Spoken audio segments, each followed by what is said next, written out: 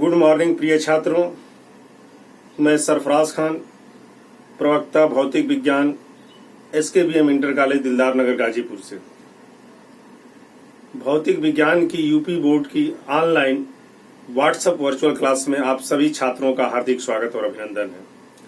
प्रिय छात्रों, आज हम लोग पढ़ेंगे कि किसी समान पृष्ठ घनत्व की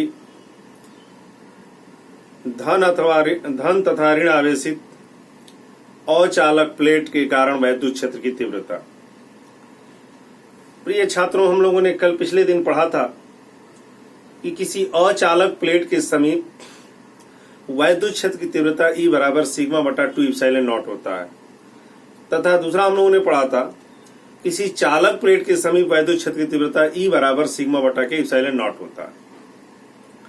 आज हम पढ़ने जा रहे हैं एक धन आवेशित अचालक प्लेट, एक ऋण आवेशित अचालक प्लेट के कारण वैद्युत क्षेत्र की तीव्रता।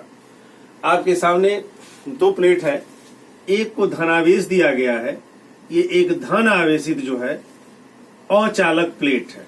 ये देखिए, इसको हमने धनावेश दे दिया, ये एक हो गया। ये एक ऋण आवेशित क्या है, एक अचालक प्लेट। दो प्लेट हमने ले लिया, एक धन आवेशित और दूसरा जो है ऋण आवेशित, दोनों अचालक प्लेट है।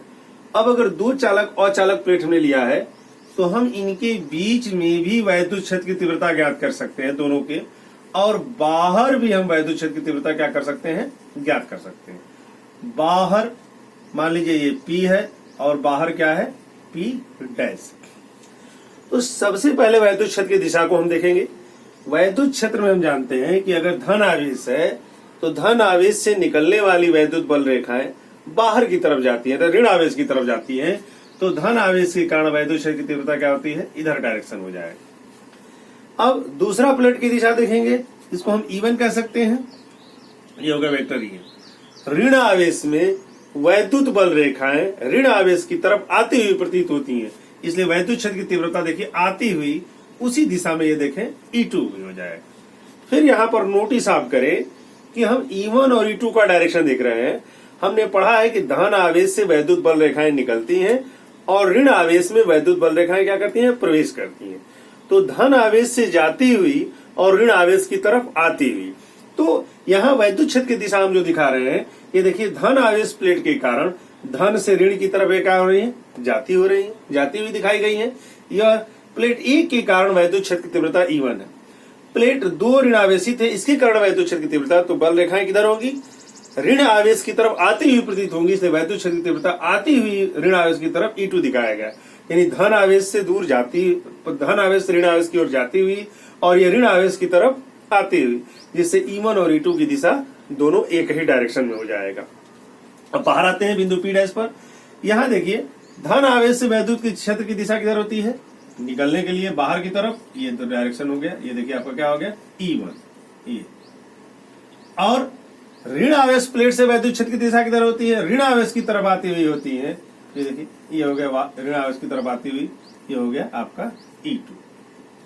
तो गौर से आप इसको देख सकते हैं कि वैद्युत क्षेत्र की दिशा दिखाया गया कि अगर बाह्य बिंदु अगर हम P डैश लें तो धन आवेश से बाहर की तरफ जाती हुई वैद्युत बल रेखाएं, ये E1 हो गया, और ऋण आवेश के कारण वैद्युत बल रेखाएं ऋण आवेश की तरफ आती हुई E2 हो गया।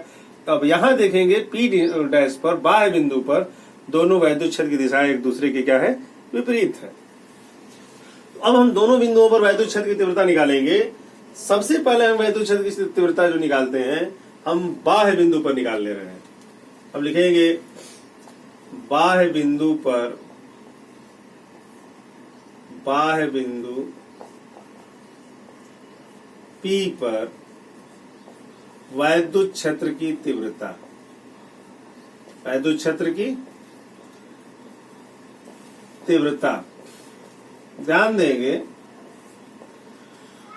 दोनों प्लेटों के कारण बाह्य बिंदु हम P डैश पर, P डैश है बाह्य बिंदु, हमने P डैश लिया है, P डैश पर वैद्युत क्षेत्र की तीव्रता। गौर से देखेंगे दोनों एक दूसरे के विपरीत है, तो परिणामी वैद्युत क्षेत्र की तीव्रता E जो है वो E1 माइनस E2 के क्या होगी, बराबर होगी। ये देखिए अब E बराबर हमने पढ़ा था वो कोई भी अचालक आवेशित अगर प्लेट है तो उस प्लेट के बाहर कहीं भी किसी भी और वैद्युत क्षेत्र की तीव्रता सिग्मा बटा के 2 इप्सिलॉन नॉट के क्या होता है, बराबर होता है। कोई भी अचालक प्लेट के समीप वैद्युत क्षेत्र की तीव्रता सिग्मा बटा 2 इप्सिलॉन नॉट होता है। तो धन के कारण भी और माइनस प्लेट के कारण भी यही होगा। तो E बराबर सिग्मा बटा के 2 इप्सिलॉन नॉट, दोनों देखिए कट जाएगा। तो E बराबर क्या हो जाएगा, ये देखिए 0 हो जाएगा। तो आप देख सकते हैं कि बाह्य बिंदु पर जो वैद्युत क्षेत्र की तीव्रता जो हम निकाल रहे हैं ये क्या हो जाएगा, 0 हो गया। ठीक है, अब जो है अब हम निकाल लेते हैं वैद्युत क्षेत्र की तीव्रता, परिमाण के रूप में ले रहे हैं इसलिए E बराबर E1 माइनस E2 हमने लिख दिया। सदिश अगर हम लेंगे तो हमको n कैप उसमें दर्शाना होगा। अब जो है हम दोनों प्लेटों के बीच में निकालेंगे, दोनों प्लेटों के बीच में वैद्युत क्षेत्र की तीव्रता, वैद्युत क्षेत्र की तीव्रता। तो दोनों की दिशा देखिए, बिंदु P पर, दोनों प्लेटों के बीच में बिंदु P पर वैद्युत क्षेत्र की तीव्रता देंगे। दोनों का दिशा देखिए क्या है, कि आपका बिंदु P पर हम निकाल रहे हैं, तो दोनों एक ही दिशा में है। तो E बराबर क्या हो जाएगा, E1 प्लस E2। तो E बराबर ये भी सिग्मा बटा 2 इप्सिलॉन नॉट प्लस ये भी सिग्मा बटा के 2 इप्सिलॉन नॉट, दोनों जुड़ जाएगा। 2 सिग्मा बटा के 2 इप्सिलॉन नॉट होगा, कट जाएगा। तो E बराबर सिग्मा बटा के इप्सिलॉन नॉट हो जाएगा। ये हमने परिमाण के रूप में लिया था, तो इसलिए ये परिमाण के रूप में, यहां भी हमने परिमाण के रूप में लिया था तो यहां भी परिमाण के रूप में। अब अगर इसको सदिश दिखाना है तो वेक्टर E बराबर सिग्मा बटा इप्सिलॉन नॉट, और आगे हम क्या कर दे सकते हैं, n कैप कर सकते हैं, जो वैद्युत क्षेत्र की सदिश दिशा को क्या करती है, ये रिप्रेजेंट करती है। तो समान पृष्ठ घनत्व की धन तथा ऋण आवेशित अचालक प्लेटों के बाहर वैद्युत क्षेत्र की तीव्रता 0 होता है और उनके बीच में वैद्युत क्षेत्र की तीव्रता सिग्मा बटा इप्सिलॉन नॉट के क्या होता है, बराबर होता है। तो प्रिय छात्रों, हमको उम्मीद है कि आपको अच्छी तरह से समझ में आ गया होगा।